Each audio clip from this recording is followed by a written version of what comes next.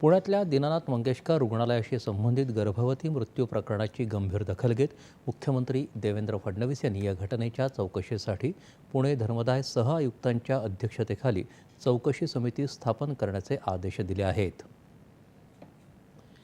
तर या प्रकरणाची तज्ज्ञ डॉक्टरांच्या समितीद्वारे सखोल चौकशी करण्याचे आदेश उपमुख्यमंत्री अजित पवार यांनी दिले आहेत।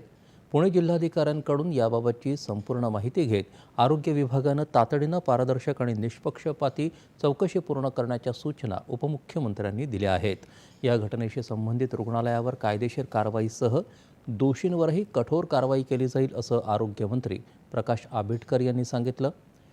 दीनानाथ मंगेशकर रुग्णालयानं पैशांअभावी गर्भवती महिलेला उपचार नाकारल्यानं संबंधित महिलेचा मृत्यू झाल्याचा आरोप या महिलेच्या नातेवाईकांनी केला आहे। सरकारनं याची गंभीर दखल घेतली आहे असं मंत्री चंद्रशेखर बावनकुळे यांनी सांगितलं। या प्रकरणी रुग्णालयानं स्थापन केलेल्या चौकशी समितीनं संपूर्ण तपासानंतर आपलं निवेदन प्रसिद्ध केलं आहे। या रुग्णासाठी हे गरोदरपण धोकादायक असल्याची कल्पना त्यांना दिली होती, मात्र त्या 6 महिने रुग्णालयात तपासणीसाठी आल्या नाहीत। खर्चाची कल्पनाही त्यांना दिली होती। जमेल तेवढे पैसे भरून भरती होण्याचा सल्ला त्यांनी ऐकला नाही। त्यानंतर न सांगता त्या रुग्णालयातून निघून गेल्या।